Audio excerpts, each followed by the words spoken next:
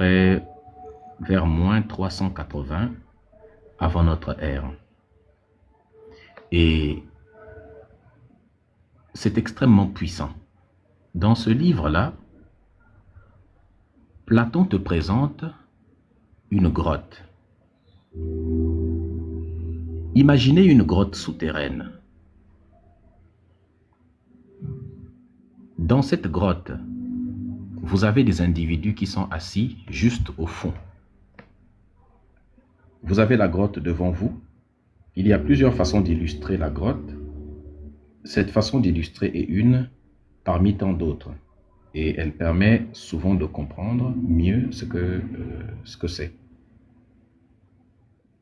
Je pourrais vous ajouter d'autres images.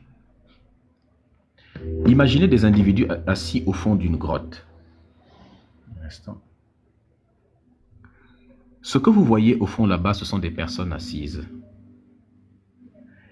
Ils n'ont jamais vu l'extérieur de la grotte. Ils ne savent pas ce que c'est le monde extérieur. Toute leur vie, c'est dans la grotte. Et ils sont assis enchaînés. Les pieds sont enchaînés. Ils ne peuvent pas bouger la tête. Ils regardent ce qui est sur le mur. Toute leur vie se passe dans cette grotte. Leur famille, leurs grands-parents, tous. Ils sont nés dans cette grotte. Ils n'ont jamais connu l'extérieur. Sur les murs de cette grotte, vous avez... Par contre, dans les commentaires, je vais muter les modérateurs. Tous les imbéciles, vous les mutez dans les commentaires. On est passé en mode enseignement. Si les gens font les foutaises dans les commentaires, vous serez mutés systématiquement. Ce n'est pas le moment pour ça. On vous invite simplement à comprendre. Ce que vous voyez au fond, donc, ce sont des personnes assises dans une grotte. Pardon. Assises dans une grotte. Qui sont nées dans cette grotte-là.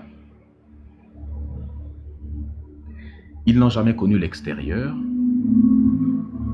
Ils n'ont jamais connu autre chose que ça. Et un jour,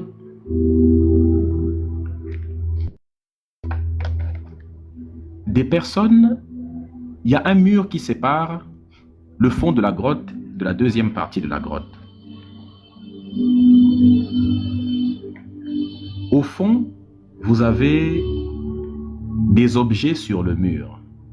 Les objets qui sont sur le mur sont des ombres. Vous avez tantôt un cheval, tantôt là vous avez un oiseau, un arbre avec une jarre. N'est-ce pas? Je crois que ça doit être une jarre ou quelque chose comme ça.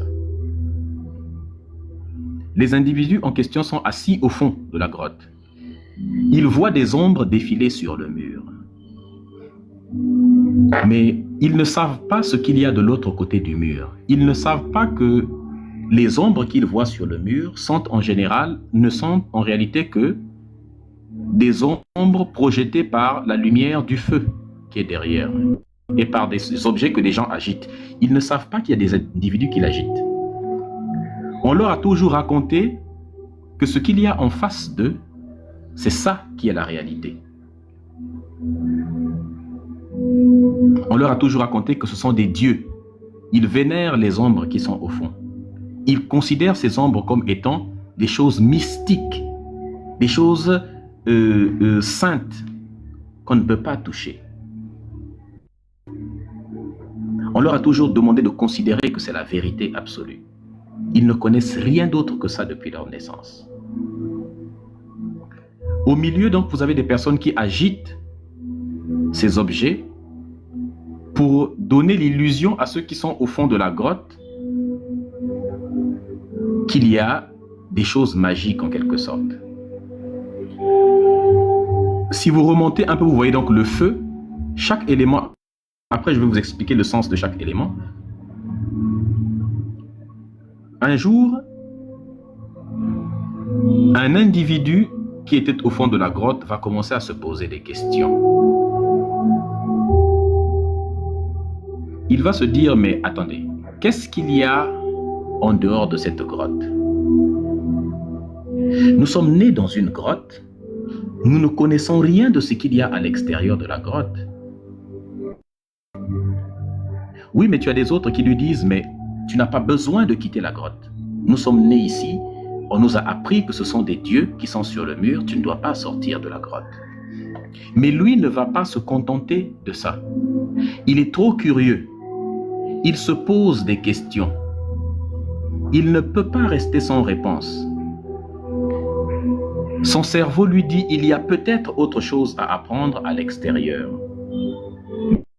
Mais on lui dit qu'il ne faut pas mettre les pieds dehors.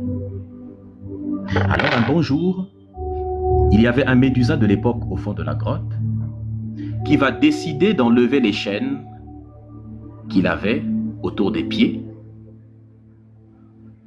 et va faire ce qu'on lui a toujours interdit de faire, sortir de la grotte. Il va décider, et quand il arrive au milieu de la grotte, il se rend compte qu'en réalité, ce qu'on lui a toujours montré au fond de la grotte, comme étant des ombres, en fait, comme étant des dieux, ce ne sont pas des dieux, ce ne sont que des ombres. Et il découvre qu'en réalité, qu'il y a des êtres humains qui agitent ces choses. Et plus il continue, il se rend compte que ces ombres-là sont projetées par le feu, la lumière du feu. Et arrivé au milieu de la grotte, il va commencer à grimper pour sortir de la grotte. Et en grimpant, il va se blesser les mains et les pieds. Puis, il arrive à l'extérieur de la grotte pour la première fois de sa vie et la lumière du soleil frappe ses yeux. La lumière du soleil frappe ses yeux. Puis, qu'est-ce qu'il fait? Il se dit non, il décide de revenir un petit peu dans la grotte. C'est comme le matin quand tu sors de ta maison. À 14h ou à 11h, tu sors de ta maison. À 10h, alors qu'il y a le soleil qui est déjà au zénith, ou à 12h, alors que tu as dormi toute la nuit. Quand tu ouvres la porte, tu as le soleil qui te frappe les yeux. Qu'est-ce que tu fais? Tu rentres d'abord, tu repars dans la maison d'abord, tu fermes la porte. Puis après, tu vas réouvrir la porte petit à petit, le temps que tes yeux s'adaptent à la lumière. Ce qu'il fera, lui, c'est que pendant un moment, il va revenir en arrière. La lumière lui a brûlé les yeux. C'est la première fois qu'il voit la lumière de sa vie. Il repart. Puis après, il va revenir maintenant petit à petit. Puis il décide de sortir complètement. Et quand il sort, il se met à pleurer. Le voilà qui est en haut de la grotte, il se met à pleurer. Pourquoi il pleure? Parce qu'il voit un vrai arbre. Parce qu'il s'est rendu compte que ce qu'il a toujours vu, là-bas, c'est un faux arbre. Et il regardez le pot à côté de lui, il regarde un vrai pot. Et il regarde le vrai soleil plutôt que le feu qu'il y avait à l'intérieur. Il voit des vrais oiseaux. Il voit en fait que le monde est grand, que le monde est vaste, qu'il est composé de beaucoup de choses, qu'il vivait dans une petite grotte de rien du tout. Il se dit, mais il se met à pleurer. Il se dit, mais j'ai passé toute ma vie dans une grotte sans savoir que j'étais dans une grotte. Alors qu'est-ce qu'il fait? Il décide de repartir dans la grotte. Il dit, je dois aller informer les autres. Parce qu'ils ne connaissent pas. Il décide de repartir pour informer les autres en leur disant, les amis, vous ne savez pas, je suis sorti de la grotte. On lui dit, quoi? Tu as fait quoi? Je suis sorti. On appelle tout le monde, venez écouter. On t'a toujours interdit de sortir. C'est interdit de sortir. Et toi, tu es sorti? Oui, mais écoutez, je vais vous expliquer ce que j'ai vu. Écoutez, j'ai vu des vrais arbres. Ce que vous voyez là sur le mur, ce sont des faux arbres. Mais tu es fou dans ta tête.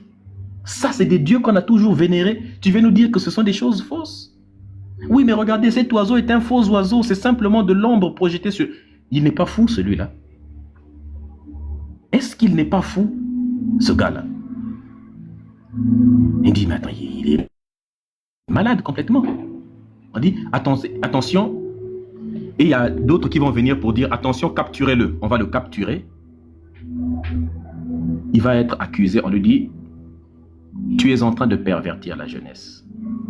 Les choses que tu es en train de raconter, si les jeunes t'écoutent, les jeunes qui sont dans cette grotte, s'ils suivent, c'est toute notre société qui va être pervertie. Alors, on va décider de le tuer. Celui qui était sorti de la grotte fut assassiné par ceux qui étaient au fond de la grotte pour éviter qu'il incite les autres à sortir de la grotte et qu'ils acceptent les choses que lui racontait. C'est comme ça qu'il fut mort. Pourquoi je décide de vous raconter cela? Qu'est-ce qu'il faut comprendre dans ça? Alors, voici ce que je vais faire. Maintenant que je vous ai raconté cette histoire, je vais vous expliquer maintenant qu'est-ce que ça signifie. Nous allons faire une petite exégèse de ça. Commençons par le fond de la grotte. Les personnes qui sont au fond de la grotte, que vous voyez là, tout au fond, ils sont enchaînés. Que représentent les chaînes qu'ils ont aux pieds? D'abord, la grotte est sombre. Et à l'extérieur de la grotte, il y a la lumière.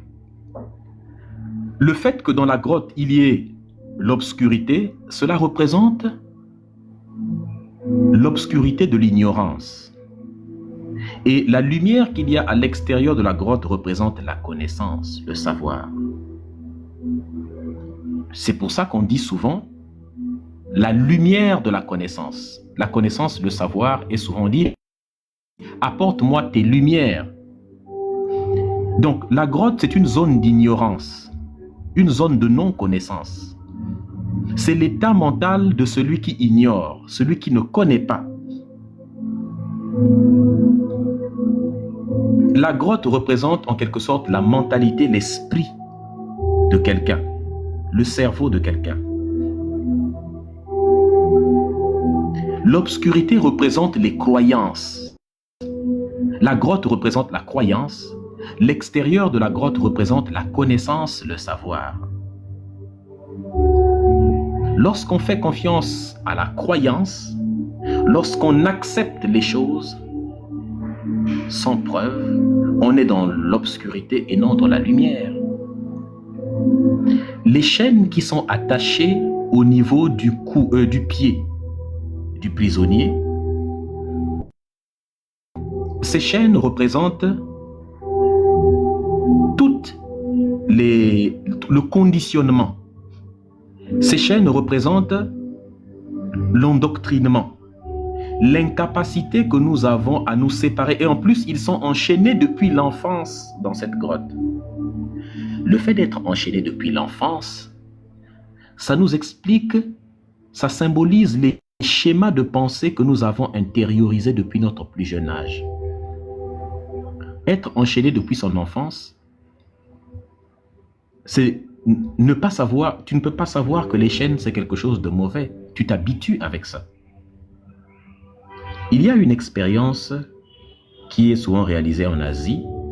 Quand un éléphant est encore petit, on lui attache un câble au niveau du pied et on attache sur un arbre. L'éléphant essaie de se débattre, mais il n'arrive pas. Puis avec le temps, l'éléphant finit par se rendre compte qu'il ne pourra jamais se libérer de ça. Mais l'éléphant ne sait pas que c'est seulement parce qu'il est petit. Parce que pour le moment, le câble est beaucoup plus fort. Mais une fois que le bébé éléphant intériorise qu'il est impossible de se libérer après plusieurs tentatives, ce qui se passe, c'est que, eh bien, le bébé éléphant, quand il grandit, il devient un énorme éléphant de plusieurs tonnes. Si tu lui attaches, quand on lui attache, c'est ce qu'on fait en Asie, quand on lui attache un petit fil autour du pied et qu'on attache le fil même à une simple chaise, l'éléphant ne partira jamais. même à un arbre. Pourtant, s'il donne un simple coup de pied, il peut dégager l'arbre. Mais l'expérience montre que à chaque fois, les éléphants restent assis là-bas. Tant qu'on ne leur enlève pas le câble, l'éléphant ne partira pas. On appelle ça l'impuissance apprise. Lorsqu'on a intériorisé des mécanismes de soumission, des mécanismes de subordination, eh bien, même quand on a en possession de soi toutes les capacités de se libérer du conditionnement, eh bien, on n'arrive pas à le faire. On n'arrive pas à le faire. Une autre expérience, ce sont les chiens. On a pris des chiens, on a séparé 2 chambres. Il n'y avait qu'une seule ouverture entre les 2 chambres et rien d'autre. Donc, les chiens ne pouvaient passer que d'une chambre à l'autre. Sur le sol de ces 2 chambres, on a mis des tapis qu'on pouvait soit électriser ou pas. Sur la chambre A, il y avait les chiens. On met de l'électricité sous le tapis de la chambre A. Les chiens courent vite sur la chambre B où il n'y avait pas de tapis, où il n'y avait pas d'électricité. Et dès qu'on met de l'électricité sur le tapis de la chambre B, ils courent au niveau du tapis de la chambre A, là où on a enlevé l'électricité. Après, on répète l'expérience plusieurs fois. Dès qu'on met, il part ici. Dès qu'on met, il part là. Et puis, à un moment donné, on décide de mettre de l'électricité au niveau des 2 tapis de chambre. Les chiens, quand ils quittent la chambre A, ils partent à la chambre B. Cette fois, la chambre B aussi est électrisée. Ils reviennent, ils voient aussi l'électricité. Ils repartent, ils font plusieurs fois le tour. Ils se rendent compte qu'en réalité, les 2 tapis sont électrifiés. Alors, qu'est-ce qu'ils font? Les chiens s'asseyent, ils se croisent les pieds et les jambes et ils décident d'accepter leur sort. Et ils subissent l'électricité, tous les chiens. On décide de sortir ces chiens de ces chambres-là. Des mois plus tard, des années plus tard même, plusieurs années plus tard, on récupère les chiens en question. On les ramène. L'expérience est finie depuis. Ces chiens-là ont vécu à l'extérieur. On les a ramenés dans la même chambre, dans la chambre en question. On les met dans la chambre A. On met l'électricité sur le tapis de la chambre A et on ne met pas le courant dans le tapis de la chambre B. Et bien, croyez-le ou pas, dès qu'on a lancé l'électricité au niveau de la chambre A, les chiens automatiquement se sont souvenus que l'électricité était dans les 2 chambres. Ils n'ont même pas cherché à vérifier s'il n'y avait pas de courant dans la chambre B. Automatiquement, les chiens se sont mis en position de soumission et ils ont accepté de subir l'électricité. Parce qu'ils se sont souvenus que la dernière fois, quelque chose instinctivement chez eux leur a rappelé que la dernière fois, ils n'avaient pas pu s'en sortir. Ils ont dû accepter leur sort pour qu'on arrête l'électricité. Alors que s'ils partaient au niveau de l'autre chambre, ils allaient se rendre compte qu'il n'y avait pas de courant. En fait, c'est comme ça qu'on dresse les enfants, les humains aussi dressent les enfants depuis le plus bas âge, en leur interdisant le fait de se poser des questions, en leur disant ne te pose pas des questions sur telle ou telle chose, ne remets pas en question telle ou telle chose, ne critique pas telle ou telle chose, accepte ce dogme, c'est un dogme. C'est un péché si tu remets en question ce qu'on te dit. C'est un péché, tu seras puni.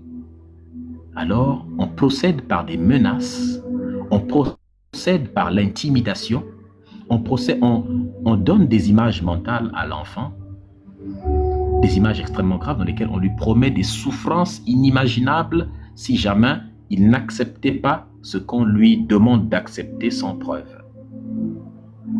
Donc les chaînes qu'il y a au niveau des pieds des personnes au fond de la grotte représentent l'état de conditionnement, d'endoctrinement mental depuis l'enfance que nous subissons.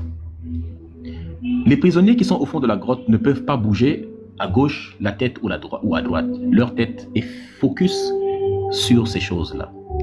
Qu'est-ce que ça représente le fait de ne pas bouger la tête? Ça représente aussi le manque de curiosité. ça représente l'état de ce qu'on appelle un dogme. Il est interdit d'aller chercher des informations à l'extérieur.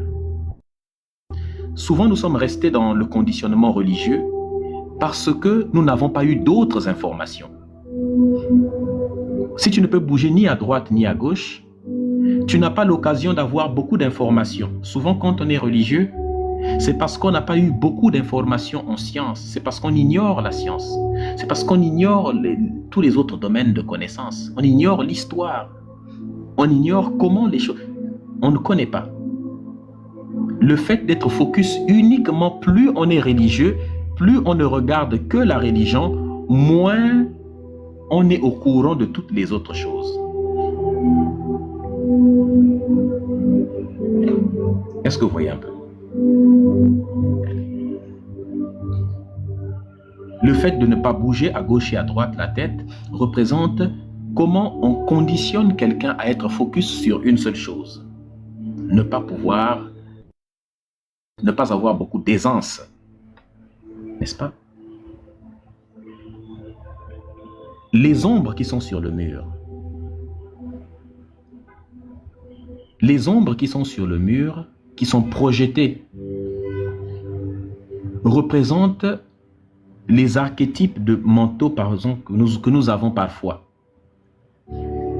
Nous avons des représentations mentales qui sont parfois fausses.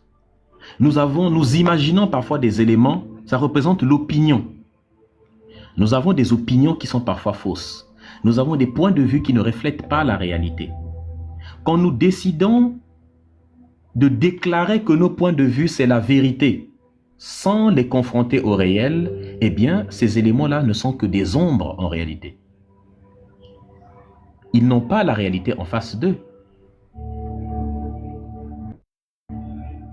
Ces ombres ne sont même pas le reflet des vrais arbres.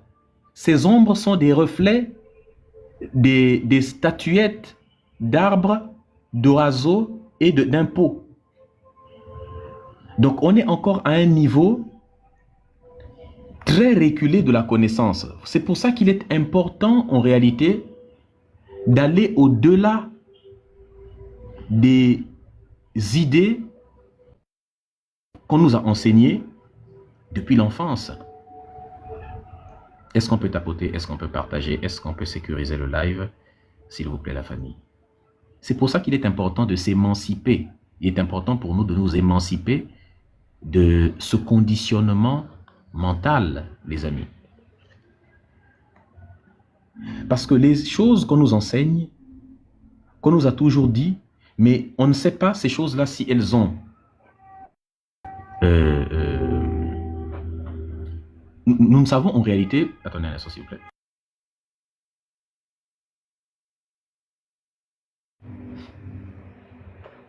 Excusez-moi.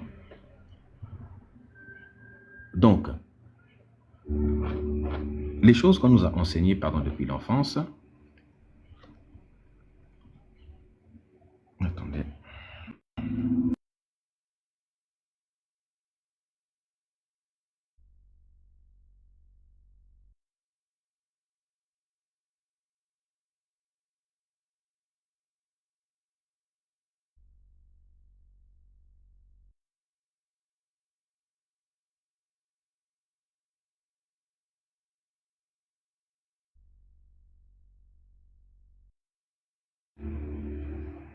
Désolé. Tente de boire un peu d'eau. Donc, vous voyez les amis,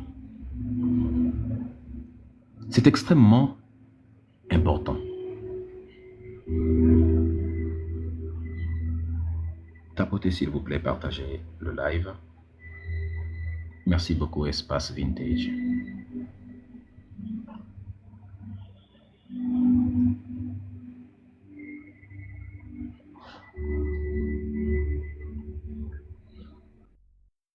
Donc,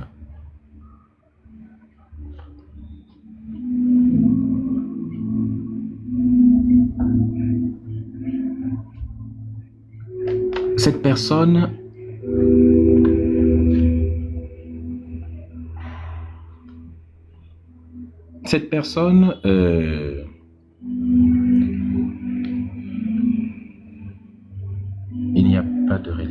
Si, au contraire. Cette personne qui est au niveau donc de sa caverne que vous voyez au fond va essayer de vous appliquer maintenant ça à vous-même. Les ombres que nous voyons au fond ne sont pas des objets réels. Ce sont des objets fabriqués.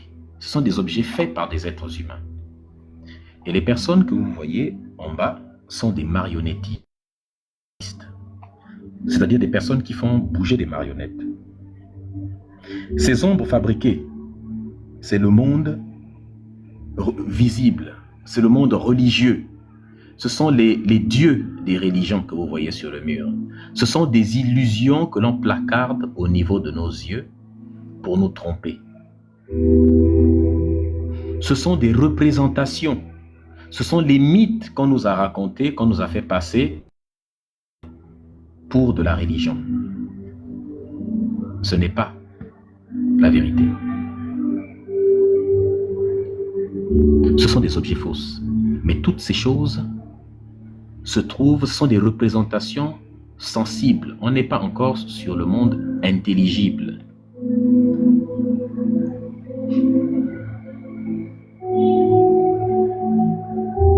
Les personnes qui sont en train de faire bouger ces dessins sont comparables à des prêtres, à des imams, à des pasteurs. Les personnes que vous voyez là, à la deuxième partie de la grotte au milieu, en train de faire bouger des choses en haut, ce sont toutes les personnes qui vous font croire souvent en des absurdités. Parce qu'ils ont un intérêt à vous conserver au fond de la grotte. Ce sont des imams, ce sont des pasteurs, ce sont des prêtres, ce sont toutes les personnes, des politiciens, des guides religieux. C'est eux que vous voyez au milieu qui vous font croire en des absurdités.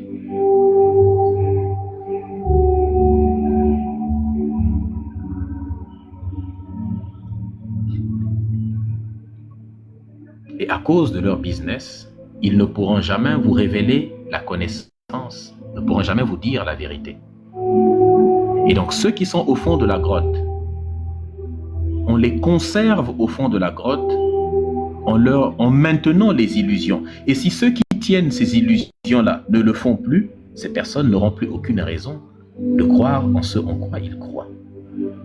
Est-ce que vous voyez un peu à quel point c'est incroyable?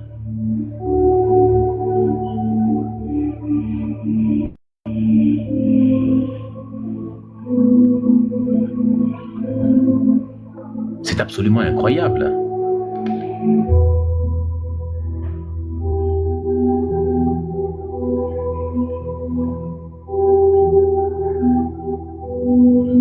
En réalité, le fait de sortir de la caverne, de se rendre compte que les ombres ne sont que des marionnettes qui sont poussées par des humains. Le fait de se blesser au niveau des bras, le fait de se blesser, quand il se blesse en montant, en réalité, ça représente la difficulté qu'on éprouve quand on veut se libérer d'une croyance.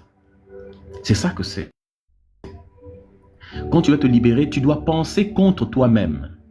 Tu dois accepter le fait que des idées viennent te mettre dans l'inconfort. C'est ce que nous avons ressenti avant de quitter la religion. Tu ne peux pas avoir la véritable connaissance si tu ne te sens pas dans l'inconfort. Quelque chose qui ne vient pas bousculer tes certitudes, c'est quelque chose qui ne t'apprend pas grand-chose. Il faut que quelque chose vienne bousculer ta certitude. C'est comme celui qui, quand il revient dans la grotte, quand il veut enseigner les autres, leur apprendre ce qu'il a appris, ça se représente le fait que souvent la connaissance a besoin de l'autre. La connaissance a besoin de l'altérité. On a besoin que quelqu'un d'autre vienne nous aider à nous tendre la main, nous aider à sortir de notre conditionnement mental, de notre grotte mentale. Et on ne peut pas sortir, du moins on ne peut pas sortir tout seul, ou du moins c'est très difficile de sortir tout seul, de se rendre compte tout seul des mécanismes de domination, des mécanismes de subordination, des mécanismes d'endoctrinement, d'aliénation que nous avons. C'est souvent extrêmement dur, voire même impossible. C'est presque impossible de sortir, de se libérer de ce genre de conditionnement. Tapotez s'il vous plaît la famille, partagez, sécurisez le live s'il vous plaît. Tapotez s'il vous plaît, merci à ceux qui sont en train de sécuriser, de partager le live.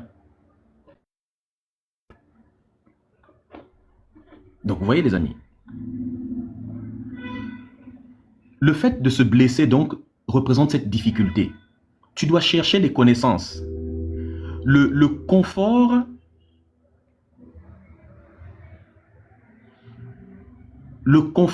il n'y a pas de connaissance sans sortir de sa zone de confort. Lorsque les religieux pensent que ce que nous disons c'est mauvais, on les déteste, non. Si vous vous sentez dans l'inconfort à cause de ce que nous disons, c'est parce que nous apportons la connaissance. Et la connaissance met toujours la croyance dans l'inconfort. Et c'est bien si tu te sens dans l'inconfort. Ce n'est pas une raison pour insulter Médusa. Ce n'est pas une raison pour détester Médusa. Ce n'est pas une raison pour mener des guerres contre Médusa, ainsi de suite, parce qu'il te donne des connaissances. Ça ne sert à rien. Ce n'est pas une raison.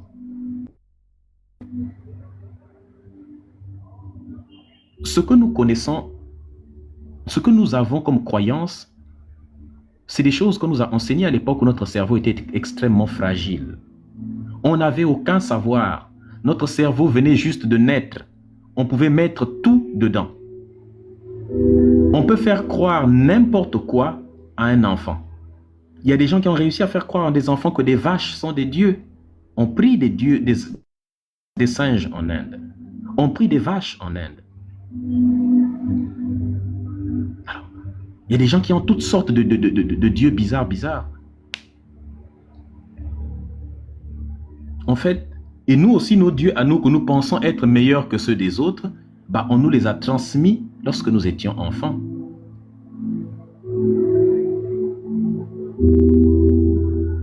Lorsque nous étions enfants.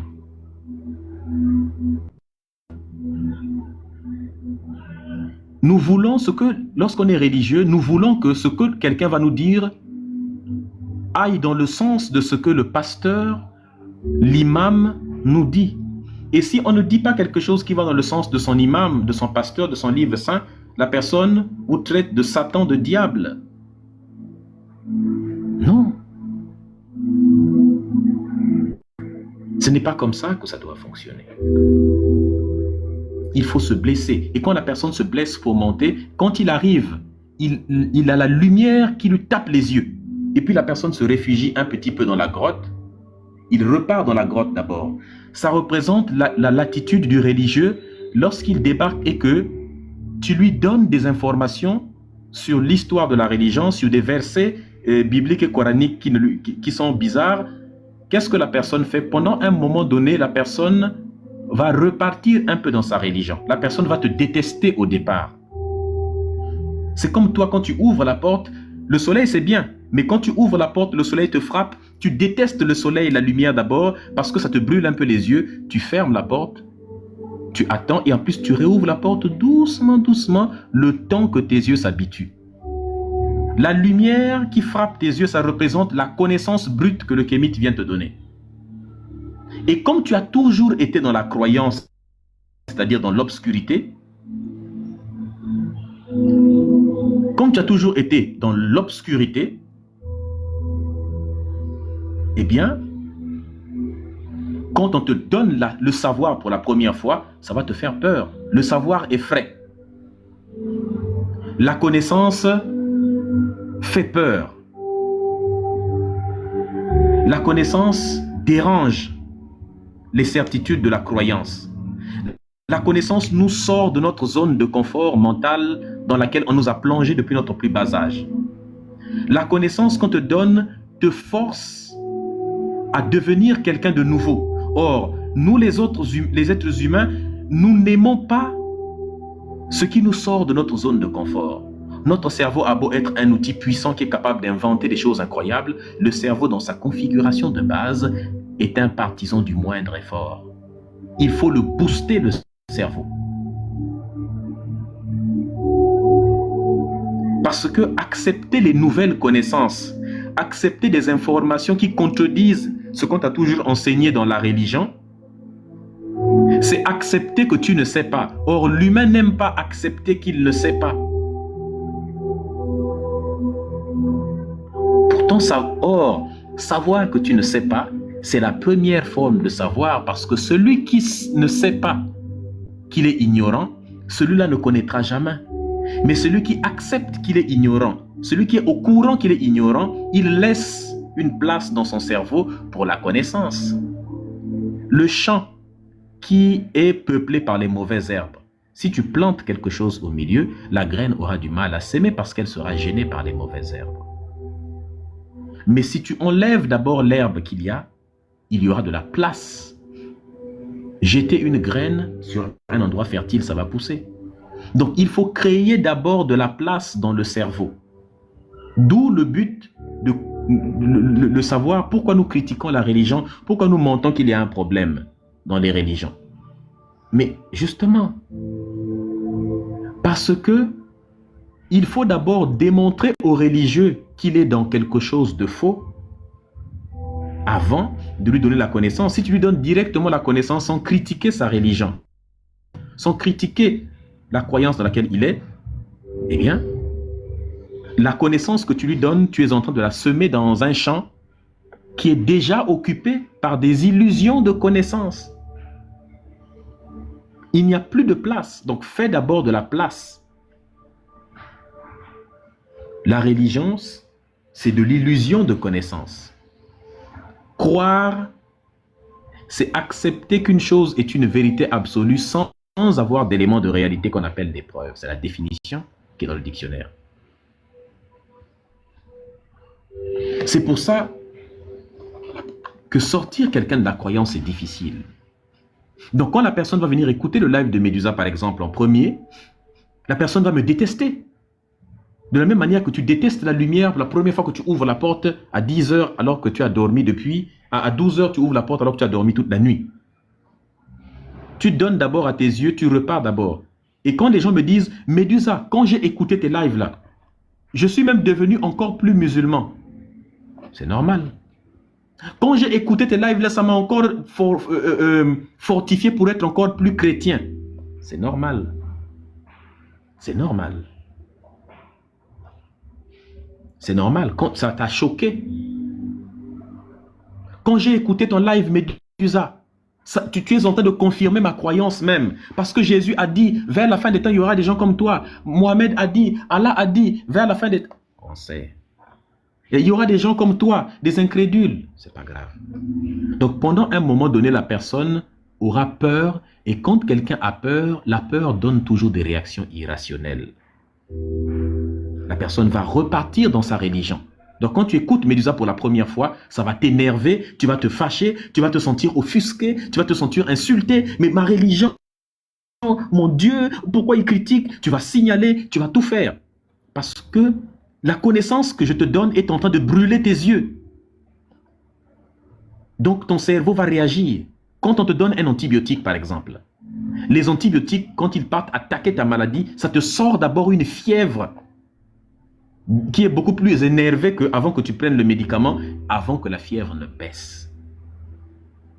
Donc, en écoutant la connaissance que les non-religieux vont propager, tu vas t'énerver en premier. Mais après, plus tu vas écouter mes lives, plus tu vas réouvrir maintenant la porte petit à petit pour donner le temps à ton cerveau d'assimiler maintenant. Tu vas te rendre compte, en fait, si je ne comprenais pas les lives de Médusa, c'est en fait parce que ça demande beaucoup de références, c'est de la connaissance. Ça demande d'avoir des connaissances en sciences, en littérature, c'est-à-dire qu'en géologie, en physique, en mécanique, en histoire, en sociologie, en philosophie, en psychologie, ainsi de suite. Ça demande des connaissances en plein de domaines. Voilà pourquoi en réalité. Et la personne va revenir petit à petit, vers la connaissance, vers la lumière. Et quand la personne sortira, se dira, c'est incroyable. C'est incroyable. Quand je pense que je t'insultais, Médusa, quand je pense que je te maudissais parce que tu parlais mal de mon Dieu, mais en fait, maintenant que je comprends les choses, maintenant que je comprends que j'étais dans l'endoctrinement, est-ce que vous voyez un peu?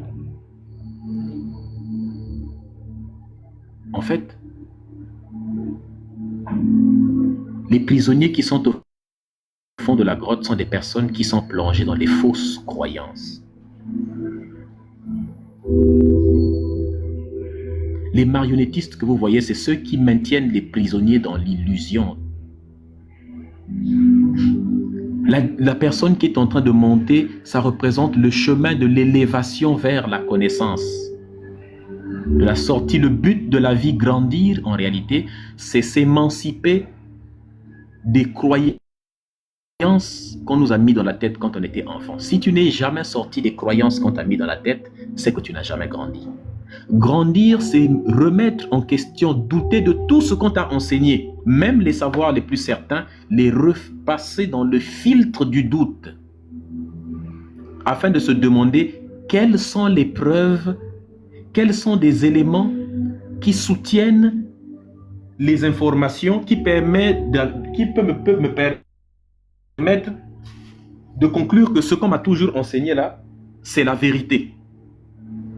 Et si on m'avait menti, on peut m'avoir menti, mes parents peuvent m'avoir menti sans avoir eu l'intention de me mentir. Ils peuvent m'avoir transmis des informations qui sont fausses en pensant sincèrement qu'ils me transmettaient quelque chose de bien.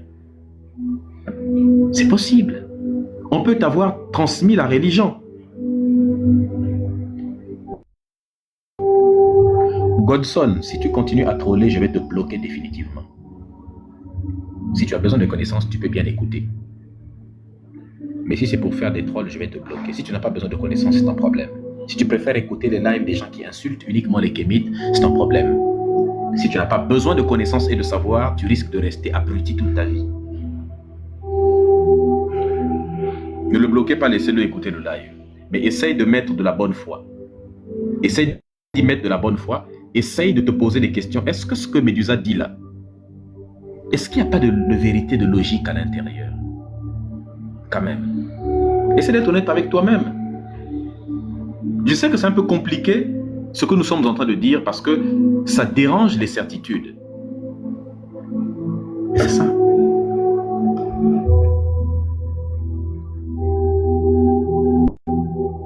Hein? Donc les amis, c'est incroyable.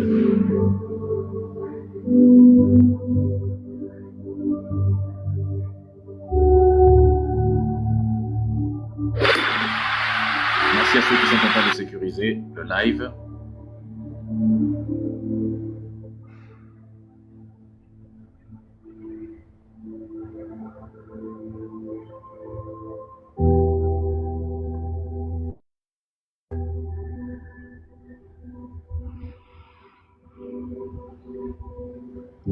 Incroyable. Tapotez s'il vous plaît la famille, partagez, sécurisez le live. Donc,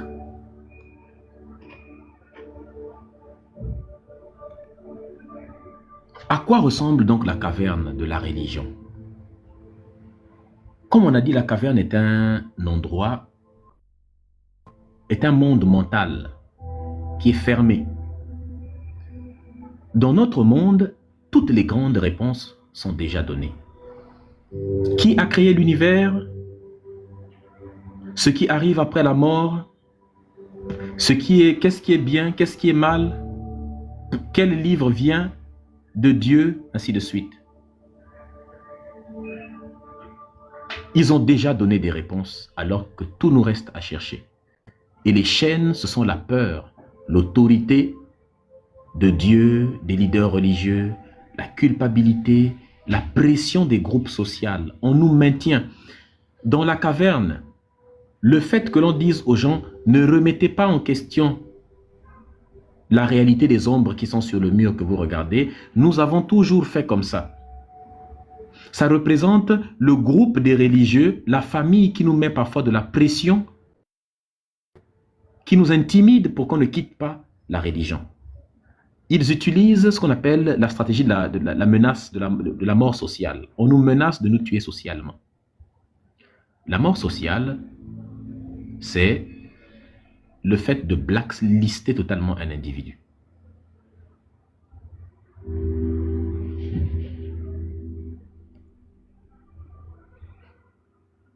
Certains ont peur de quitter le conditionnement mental parce qu'ils ont peur d'être rejetés par leurs parents.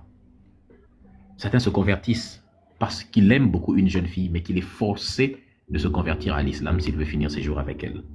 La religion a mis beaucoup de mécanismes comme ça pour obliger les gens à croire, parce qu'elle sait que les personnes ne peuvent pas accepter ces idéologies sans qu'on les manipule. Alors, on s'y prend très tôt dans la vie de l'enfant, là où il ne peut pas penser de façon rationnelle, on lui bourre déjà le crâne avec beaucoup de religion. Il faut que cet enfant aille à l'école coranique, qu'on lui apprenne par la chicotte à rentrer le Coran dans la tête.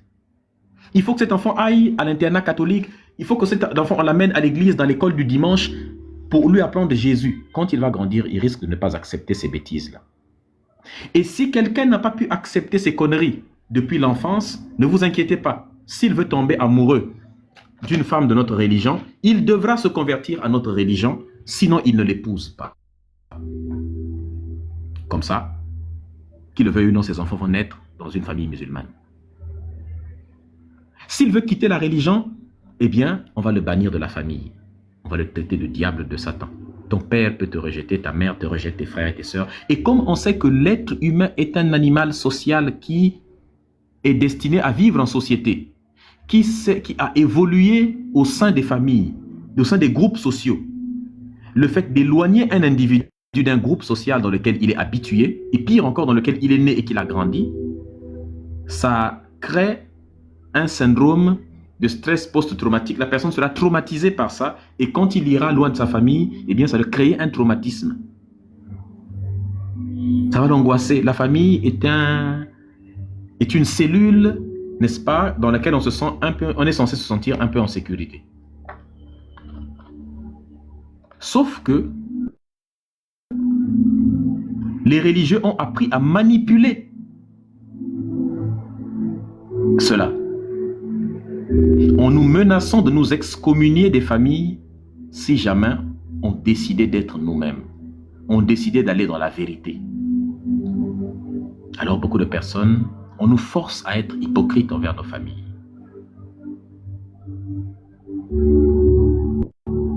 Est-ce que vous comprenez? Beaucoup de jeunes musulmans m'écrivent tout le temps, mais je ne peux pas révéler que je ne crois plus en l'islam, sinon je suis foutu. Sinon je suis foutu, sinon je suis mort. Mes parents vont me buter. Ils vont plus m'envoyer l'argent. On nous fait vivre, on nous empêche, c'est-à-dire que c'est incroyable. Les ombres qu'il y a au fond, les chaînes là, qui nous retiennent au fond de la grotte, représentent la peur, la culpabilité, les menaces, l'enfer, la peur de l'enfer. Les ombres qui défilent, ce sont des histoires qu'on nous a toujours répétées en les faisant passer comme des faits. Les miracles qu'on nous raconte, n'est-ce pas? Les rêves qui sont transformés en messages, des simples coïncidences qui sont transformées en signes, en manifestation du Saint-Esprit ou manifestation de Allah, n'est-ce pas? Des prières, n'est-ce pas, soi-disant réussies, n'est-ce pas, que l'on retient, mais les prières ratées, comme par hasard, on les oublie, on les met à côté. C'est tout ça là. Le feu que vous voyez au milieu de la grotte, c'est la connaissance.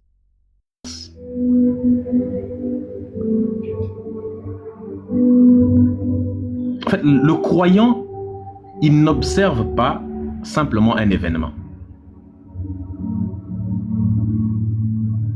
Non. Automatiquement, lui là, il ne sait même pas écrire. Enfin, c'est toi qui ne sais même pas écrire, c'est toi qui fais des insultes. Je ne comprends plus.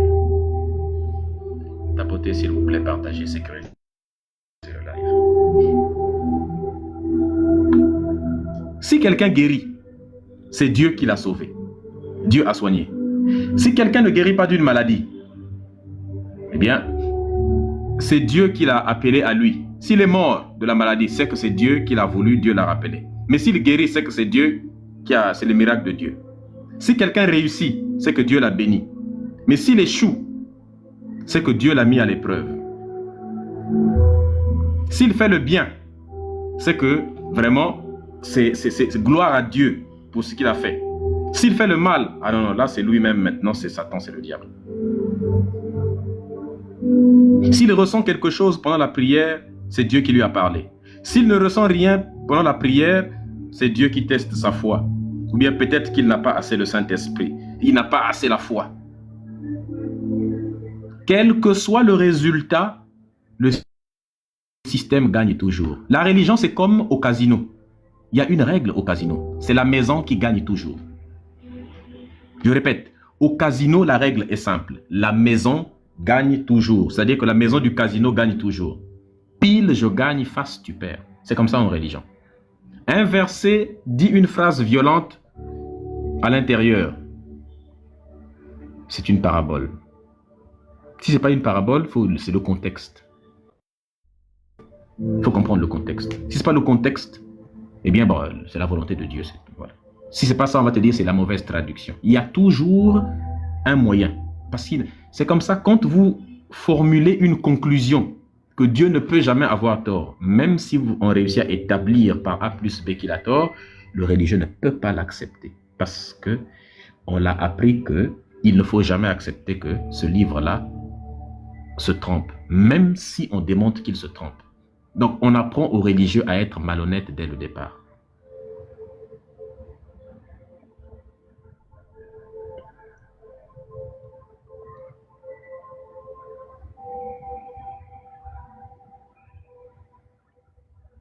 Sortir de la caverne, c'est apprendre à juger par vous-même, à analyser. Prenons un exemple. Vous avez une femme malade qui suit un traitement médical et toute sa famille prie pour la femme en question, par exemple. Elle guérit. Le fait est réel. Elle a guéri. La joie de la famille est réelle, la famille est contente, ainsi de suite. Mais pourquoi elle est guérie? Grâce au traitement, grâce à son système immunitaire, grâce à Dieu ou grâce aux trois? Eh bien, pour le savoir, il faut mettre en place une méthode capable de comparer ces explications-là. Le simple fait d'avoir prié ne suffit pas pour déterminer que la personne a guéri de la prière. Parce que beaucoup de personnes prient aussi, mais ils meurent quand même, ils ne guérissent pas. Mais le croyant, à chaque fois que ses prières ne marchent pas, il jette simplement à côté. Mais à chaque fois qu'il prie en prenant les médicaments, dès qu'il est guéri, la personne sort de la salle d'opération où il a été opéré. 6 heures d'opération ou parfois 8 heures d'opération, n'est-ce pas? Pendant 8 heures de temps, on t'a opéré. Ils sortent de la salle d'opération parce qu'ils ont prié avant de rentrer à la salle d'opération, ou bien parce qu'il est chrétien, parce qu'il est musulman, il va dire « Incroyable, Dieu est grand ». Alors vous imaginez la déception des médecins quand ils t'entendent remercier Dieu, quand ils vous voient prier pour remercier Dieu, alors qu'ils ont passé beaucoup de temps à te rafistoler le ventre ouvert.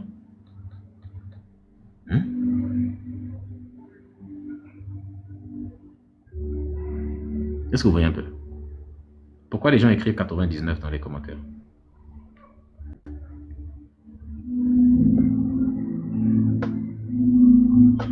Est-ce que vous voyez un peu?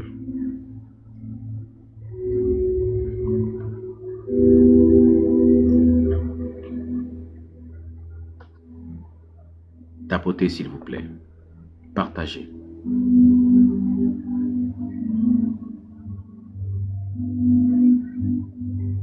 Comment savoir si une religion éduque ou endoctrine quelqu'un? Posez-vous quelques questions simples.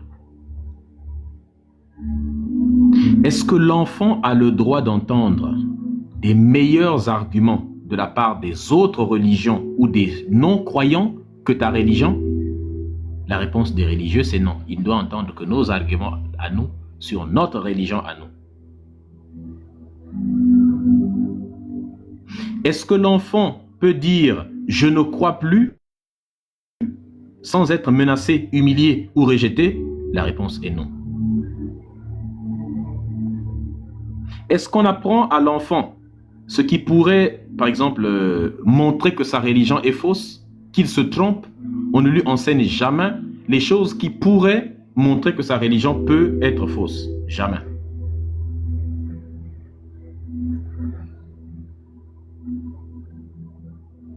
Est-ce que les personnes qui enseignent la religion à l'enfant acceptent des questions auxquelles ils ne savent pas répondre? Non. Est-ce que la peur de l'enfer est utilisée pour retenir l'enfant? N'est-ce pas? Dans le système religieux, oui. Est-ce qu'on peut critiquer le livre sacré qu'on est en train de transmettre à cet enfant-là? Est-ce qu'on peut le critiquer avec la même liberté qu'on peut critiquer un livre d'histoire? Non. C'est l'endoctrinement.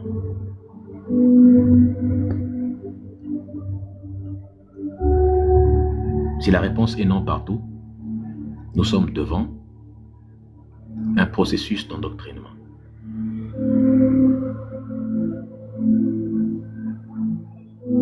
Un processus de conditionnement mental. Est-ce que vous comprenez la famille? Tapotez s'il vous plaît, partagez, sécurisez massivement le live. Est-ce qu'on peut tapoter? Est-ce qu'on peut partager?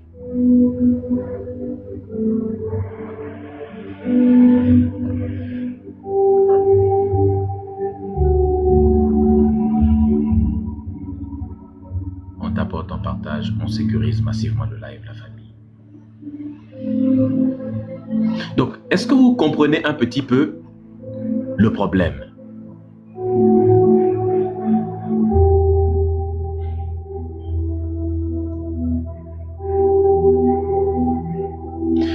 Les ombres que l'on nous montre là, ça représente beaucoup de choses.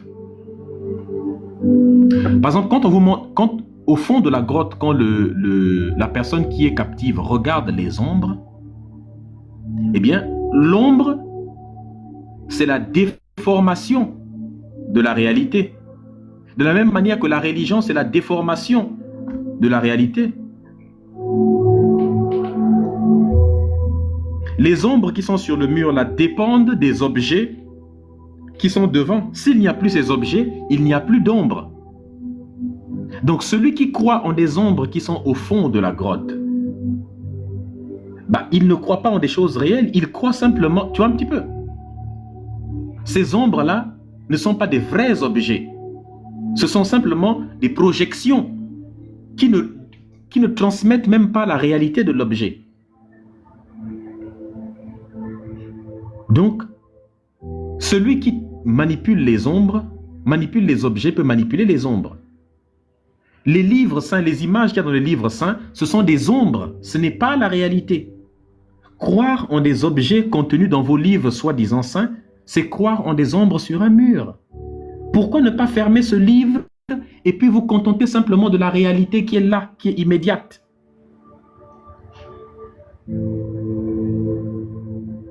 Ça n'a pas de sens. Sans l'objet en question, il n'y a pas d'ombre. Donc le Coran, la Bible, ce sont des ombres qui n'existent qu'à travers des êtres humains.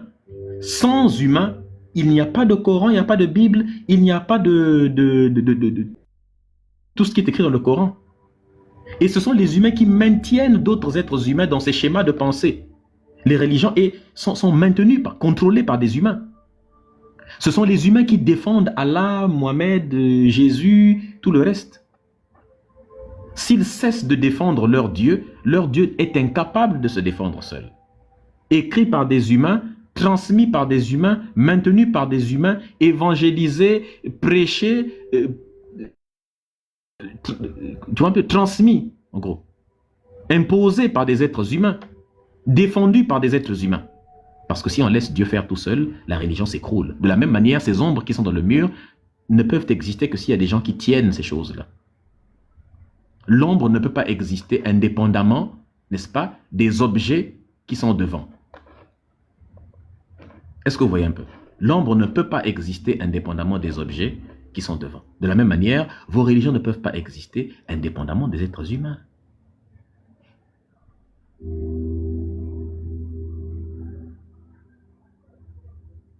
Donc, celui qui est prisonnier commet des erreurs pour comprendre les choses. Celui qui est au fond de la grotte, il prend la projection qui est sur le mur pour la réalité.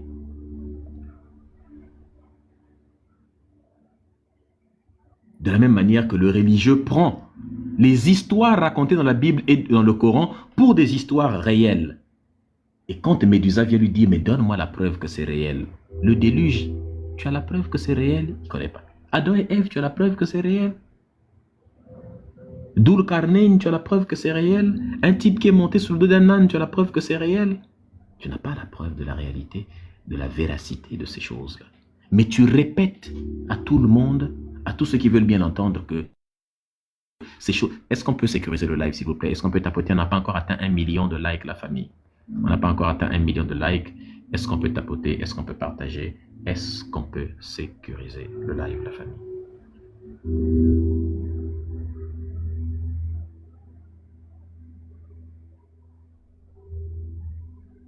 On tapote, on partage, on sécurise la famille. Rejoignez le club, la famille. Tapotez, partagez.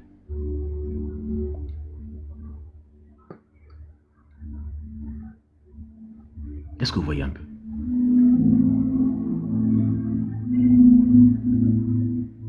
Celui qui croit en des histoires qui sont dans la Bible est dans la même situation.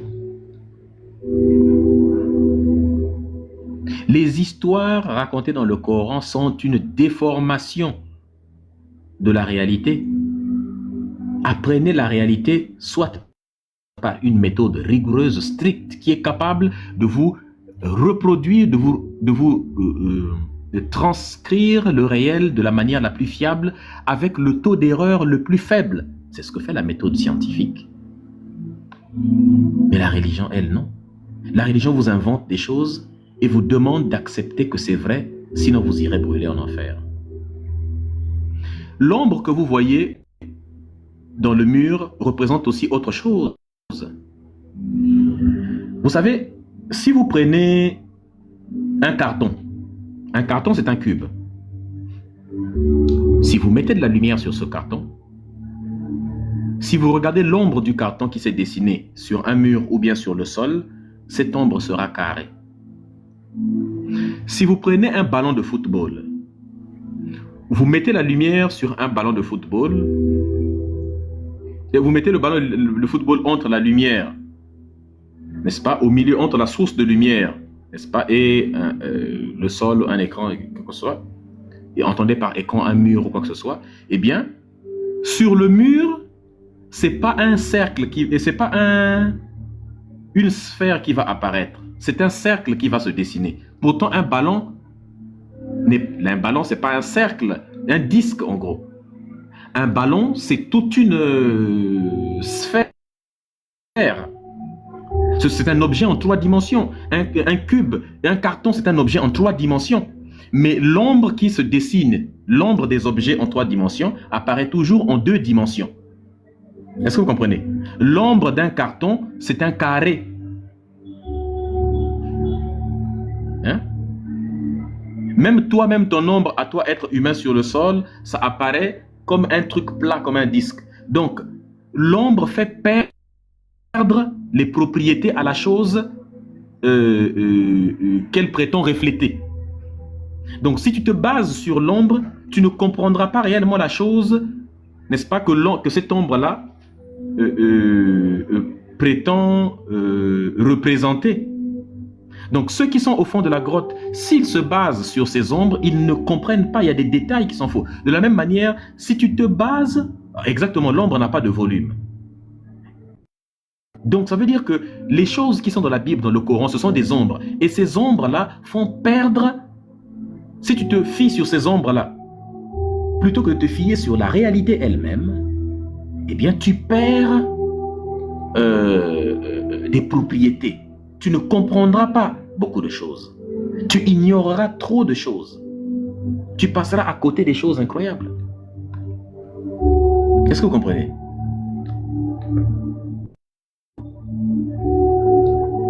Ça montre donc que la perception de l'être humain est limitée. C'est-à-dire que la perception est limitée surtout quand on est religieux. La perception du religieux du monde est extrêmement limitée par le Coran. Sa perception du monde commence par la première page du Coran et s'arrête par la dernière. Est-ce que vous voyez un peu?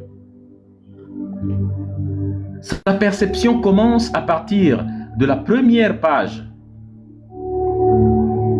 de la Bible et elle s'arrête à la dernière page de la Bible. Sa perception est contenue dans un petit livre. Bravo pour les 1 million de likes, la famille, vous êtes absolument incroyable.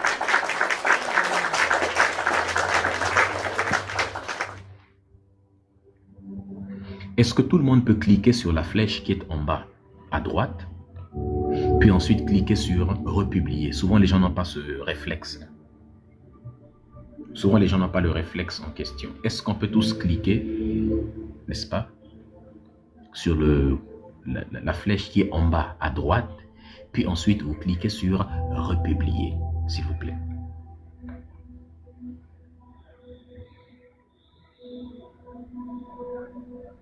Tapotez, s'il vous plaît.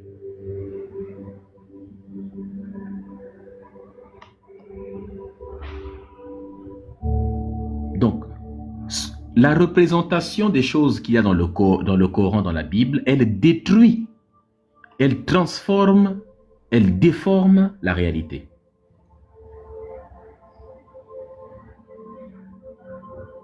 Est-ce que vous voyez un peu? Notre connaissance va se retrouver limitée quand on est dans ce cheminement, dans la religion. Un discours qui est construit à partir des perceptions qui sont limitées, à partir de ces ombres-là, de ces ombres qui sont dans le Coran et dans la Bible, qui sont extrêmement limitées, ce discours n'est pas capable de nous expliquer toute la réalité, c'est impossible. Parce que c'est un discours qui, par définition, ce sont des représentations qui, par définition, dénaturent le réel. Les ombres perdent des propriétés. Et ce discours-là peut être vrai de la part de celui à qui on raconte parce qu'il n'a pas de connaissance. Il peut penser que c'est vrai. Mais en réalité, c'est parce qu'il ne connaît pas autre chose qu'il pense que c'est vrai.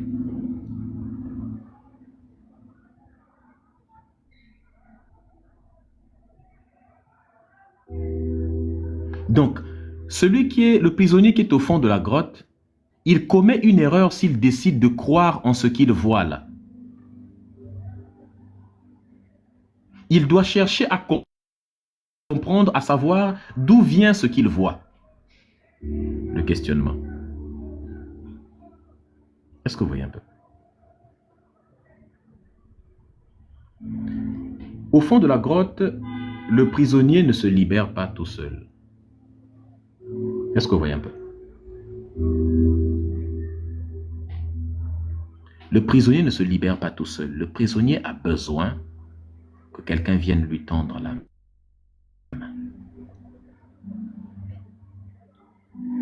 En fait, le fait que quelqu'un vienne te libérer, vienne t'expliquer,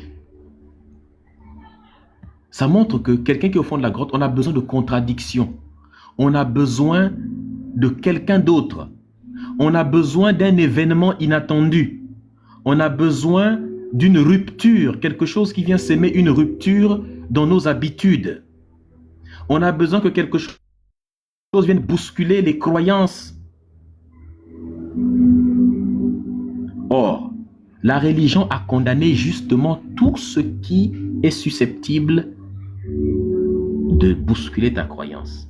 Tout ce qui est susceptible, c'est-à-dire que tout ce qui est normal pour permettre à quelqu'un de sortir d'un système de manipulation, c'est exactement ce genre de choses qui est condamné dans la religion. La contradiction est condamnée. La critique est prohibée. Ça s'appelle un dogme, on ne critique pas. La critique est prohibée. Tout discours qui dit autre chose est totalement écarté. Tout objet qui ne reflète pas les valeurs de ces religions-là est totalement banni, blacklisté.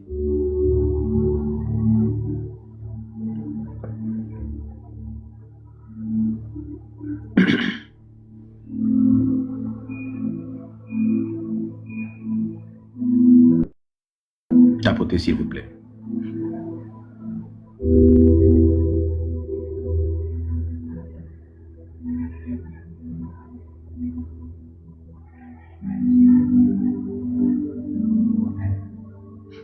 Le fait de se confronter à une opinion qui n'est pas ce qu'on pense, c'est souvent désagréable.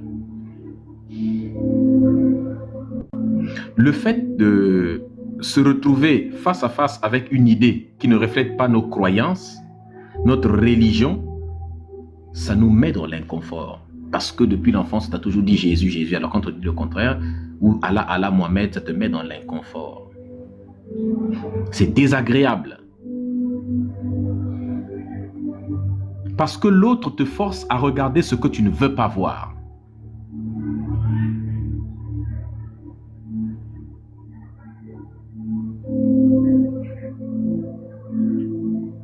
Justement, est-ce que vous comprenez un peu?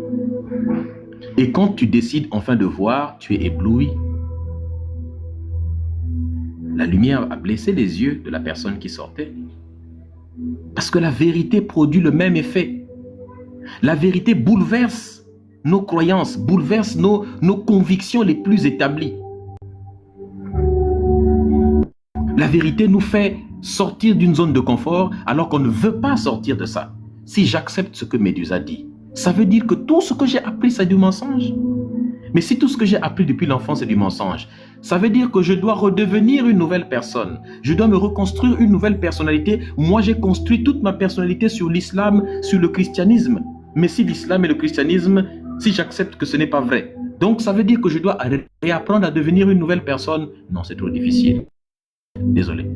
Même si l'islam et le christianisme c'est des mensonges, je préfère rester dans des mensonges qui me rassurent plutôt que d'accepter la vérité qui me dérange. Voilà comment raisonnent certains religieux. Ils préfèrent les mensonges qui les rassurent à la vérité qui dérange. Parce que ce mensonge, c'est d'accord, il est déjà habitué à vivre avec. Mais la vérité va l'obliger à devenir quelqu'un de nouveau.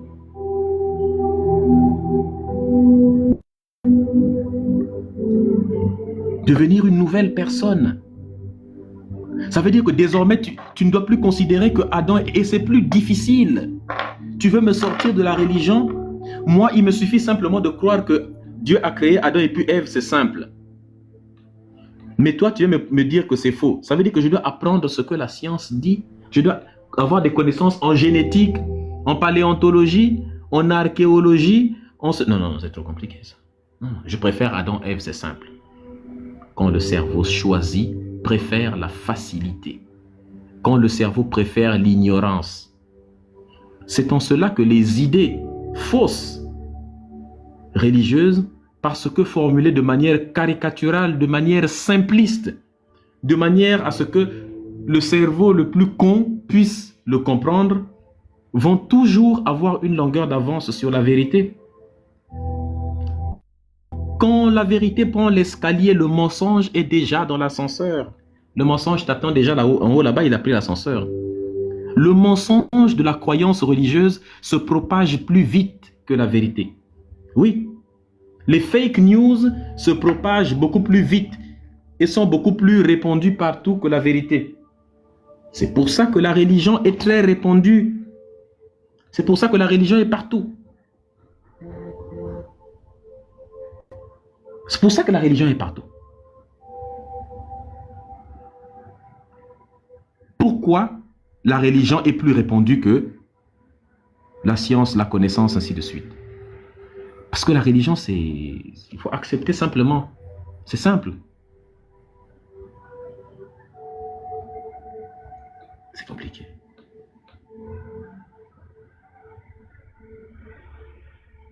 Tapotez, s'il vous plaît. Partagez, sécurisez le live. En fait, ce n'est pas vraiment la vérité elle-même. C'est la rencontre brutale avec la vérité, avec la nouveauté qui blesse.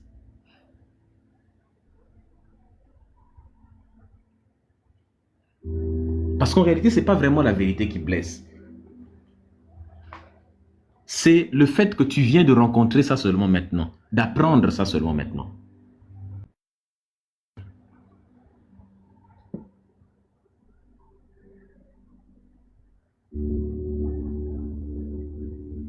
Exactement, le religieux a l'impression de sauter dans le vide. C'est l'impression qu'il a. Mais en réalité, ce n'est qu'une impression. Ce n'est qu'une simple impression. Est-ce qu'on peut tapoter? Est-ce qu'on peut partager? Est-ce qu'on peut sécuriser le live? S'il vous plaît.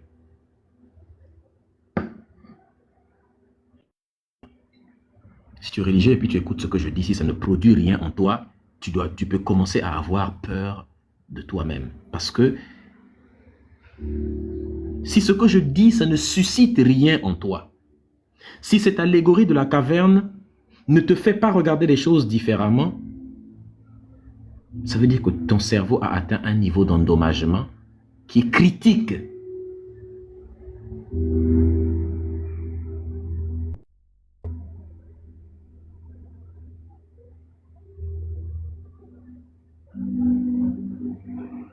L'accès à la connaissance, c'est quelque chose qui prend du temps.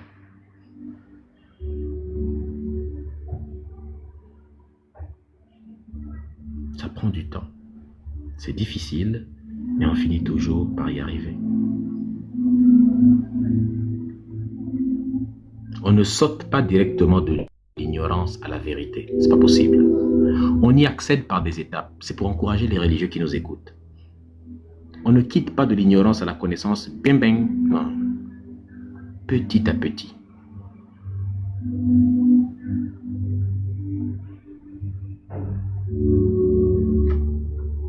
Tapotez, s'il vous plaît.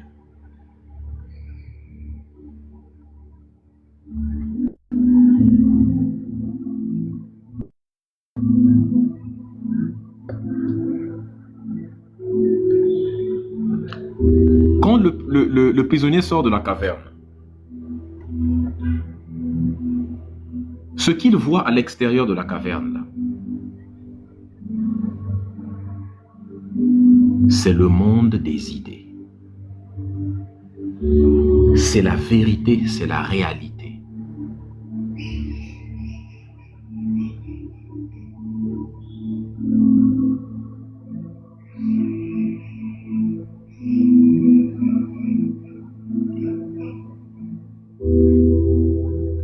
La personne qui atteint ce niveau-là a un niveau de conscience. En fait, le mythe de la caverne représente le cheminement que doit opérer un humain pour sortir de l'état d'aliénation. Le cheminement que nous devons opérer pour sortir de la caverne. Nous avons des cavernes dans la tête. Si tu ne sors pas de ton conditionnement mental, quand on disait emancipate yourself, émancipe-toi de l'esclavage mental.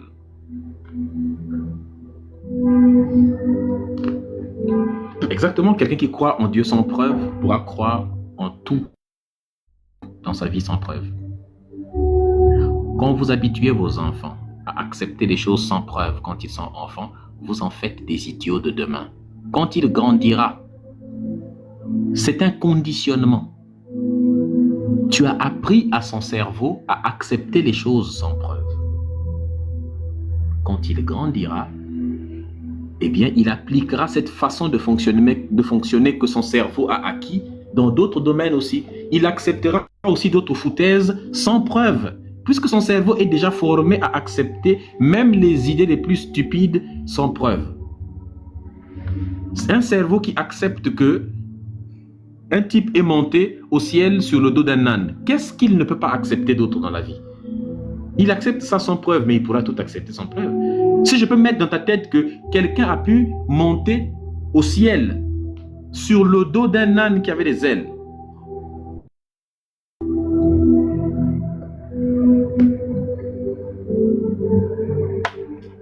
qu'est-ce que tu pourras d'autre, tu vois?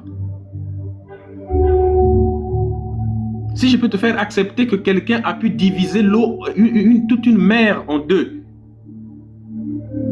avec un seul bâton.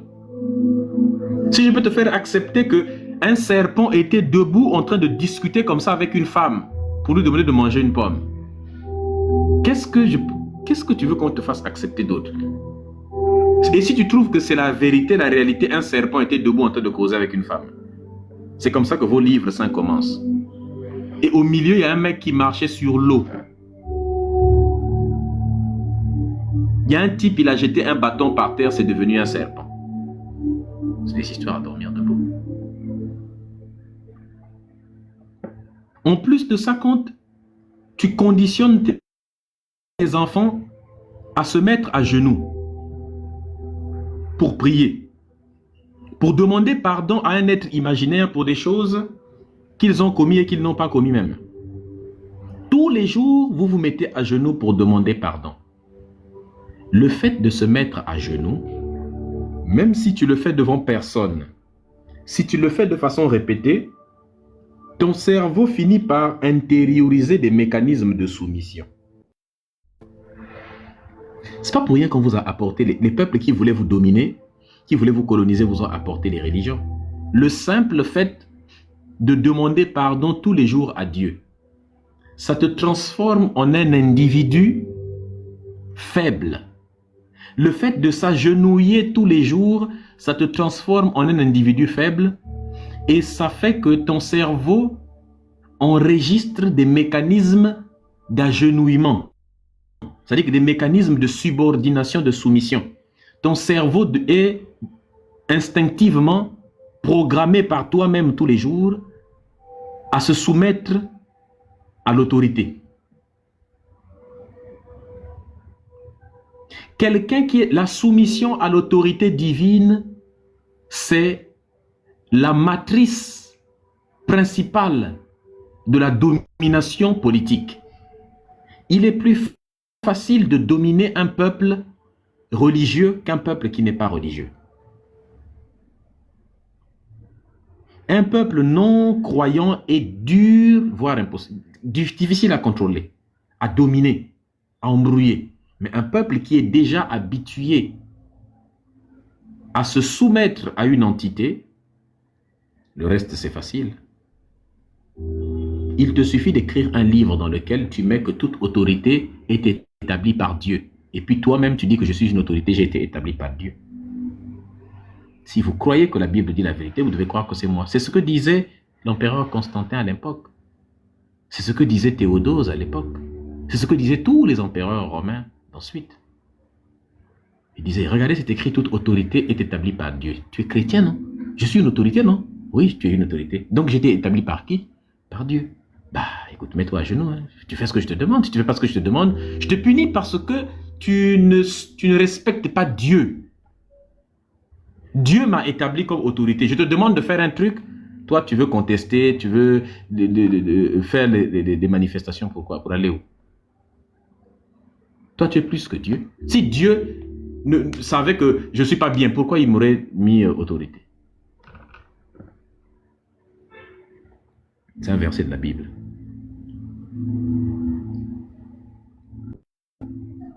Vous ne vous êtes jamais demandé pourquoi tous les leaders religieux étaient comme par hasard des leaders politiques aussi. Ça arrangeait bien que Mohamed soit à la fois un chef guerrier, n'est-ce pas? Un guerrier, un chef militaire et prophète en même temps. Ça s'arrange bien. Si un problème pouvait pas être résolu par la guerre, c'est par la soumission par Allah. C'est beaucoup plus facile de faire en sorte que quelqu'un aux confins de ton royaume t'obéisse si tu lui dis qu'en fait, en m'obéissant, tu obéis à Dieu lui-même directement. Si tu veux peut-être pas m'obéir, oui, d'accord, moi, d'accord, mais tu obéis à Dieu quand même. C'est ce que je dis là. C'est pas moi qui le dis, c'est Dieu qui m'a révélé ça. Il faut que tu crois que c'est vrai, parce que si tu ne crois pas que c'est vrai, man bagdaladina faktulu. Celui qui quitte ta religion, de toute façon, il faut le faktulu. Donc, écoute, frère. Dieu a dit que je suis son seul messager.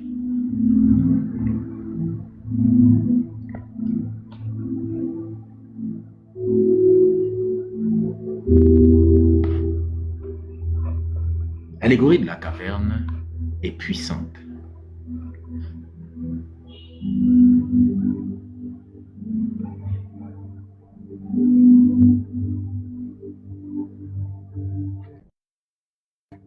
Tapotez, s'il vous plaît, partagez. En 1954, il y a un philosophe afro-américain qui s'appelle George James. Il avait écrit un livre qui s'appelle Stolen Legacy. Ça s'appelle L'héritage volé. Dans ce livre-là, il disait qu'il y a une part substantielle de ce qu'on appelle la philosophie grecque. Eh bien, c'est-à-dire que toute la philosophie grecque vient de l'Afrique. Il n'est pas le seul. Ça a été démontré, que ce soit lui, Charanta Diop, ainsi de suite. Plein d'historiens ont démontré que c'était ça. C'est-à-dire que c'est un corpus, ce qu'on appelait le système des mystères égyptiens. C'est un corpus de doctrines ésotériques et initiatiques qui était enseigné dans les écoles de l'Égypte antique. Ce qu'on appelait des pères ankh, des maisons de vie, ainsi de suite. Et c'est là-bas que des gens comme les Platon ont été enseignés. Donc Platon, il a tout appris là-bas. Ça a passé 22 ans à apprendre là-bas.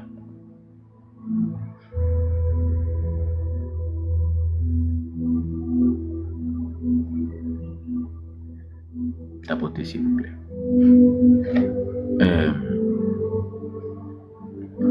Si on parle par exemple d'Égypte antique, pour ceux qui connaissent un peu ce qu'est de l'Égypte ancien, la caverne représente Isfet, c'est-à-dire le chaos, le désordre, l'illusion. Cette caverne-là, à l'intérieur, représente le contraire de la Ma'at. Ça représente le désordre, ça représente le chaos, ça représente le mal, ça représente l'ignorance. Ce qu'on appelle Isfet.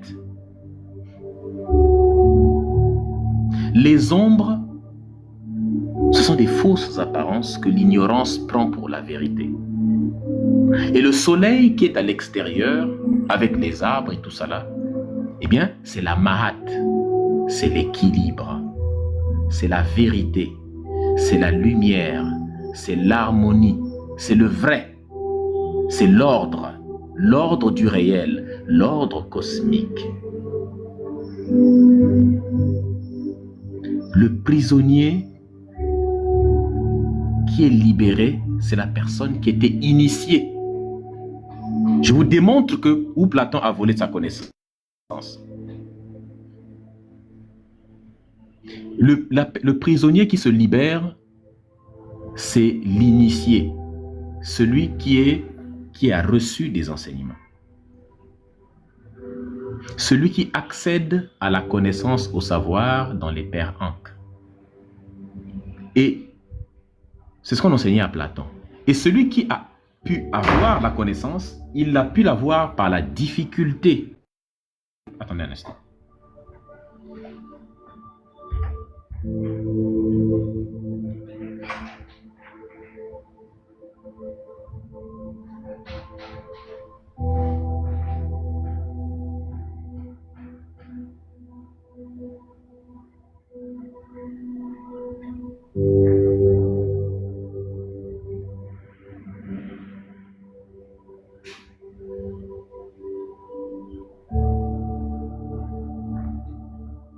Donc, Platon a eu cette connaissance en Égypte ancienne. Parce que Platon a passé 22 ans à étudier en Égypte.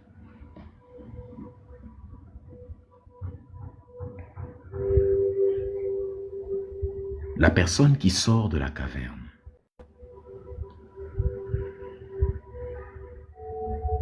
Cette personne-là, en réalité, a souffert, s'est blessé.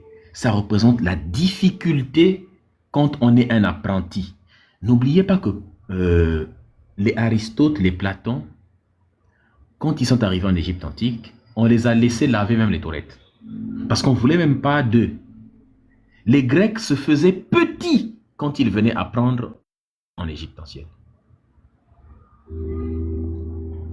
On lui demandait d'aller soulever les cailloux. On tentait de le décourager. C'est la vérité.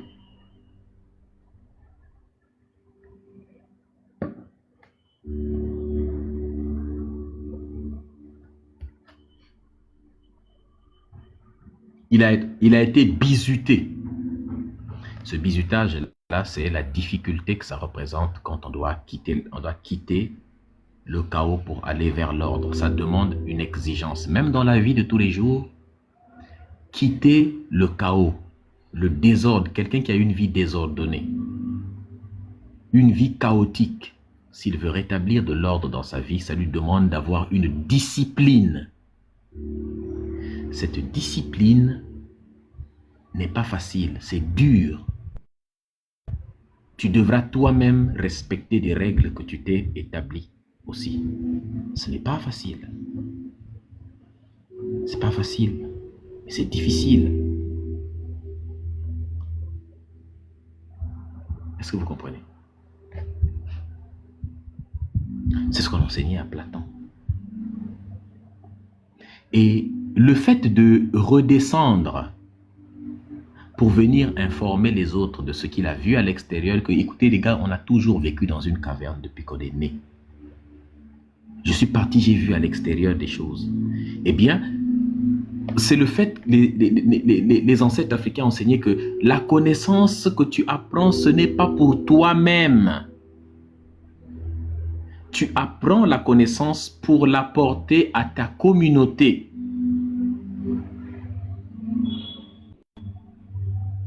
Tu deviens toi aussi un vecteur de savoir. Le savoir n'était pas pour ton propre plaisir. Le savoir devrait être utilisé pour le bien de tous. Tu devrais non seulement le transmettre, mais tu dois utiliser ce savoir pour fabriquer des choses qui vont apporter de l'harmonie dans la société. Apporter du bien, apporter de l'équilibre, apporter de la maths. Il y a un texte funéraire, celui de Lamdouat qui parlait qui en parle très bien, Lamdouat, c'est-à-dire ce qui est de l'autre côté. Mais ça, on pourra parler de ça une fois. Donc, parce que ce serait l'herméneutique de ce texte-là risque d'embrouiller beaucoup de personnes. Donc, l'enchaînement, c'est que le cerveau ignore qu'il est lui-même ignorant. N'est-ce pas? Il prend des ombres, des apparences pour la connaissance. Le premier doute ensuite arrive. C'est la rupture qui arrive. Une question, une rencontre, une conversation sur TikTok avec Médusa, un texte, une image, n'importe quoi peut s'aimer, une rupture entre les schémas d'endoctrinement que tu avais et, tu vois un peu, et ce qui va advenir. Il y a toujours une bataille entre ce qui est et ce qui va advenir. Tantôt, la connaissance qui va arriver peut l'emporter lors de cette guerre-là, peut l'emporter sur ce qui est déjà, sur les mensonges bien établis. Parfois aussi, eh bien, l'endoctrinement peut l'emporter sur la connaissance. C'est une bataille entre ce qui est déjà et ce qui va naître. C'est ça le chemin vers la connaissance. Le fait de s'arracher, tout ça, donc, est-ce que vous voyez un peu, c'est douloureux. Donc je vous invite tous vraiment à faire un effort. La caverne est un espace mental aussi, on peut considérer ça aussi d'une certaine manière, comme un espace mental qui a été construit par des siècles d'imposition de la religion extérieure sur des peuples étrangers, tels que les peuples africains. L'islamisation, à travers les conquêtes telles que le djihad, les chrétiens avec l'évangélisation dans plusieurs régions d'Afrique, la colonisation européenne, la colonisation arabo-musulmane et les religions qu'ils ont apportées ont commis des épistémicides, des nettoyages culturels, un effacement de nos systèmes de pensée, une destruction des formes de connaissances que nous avions.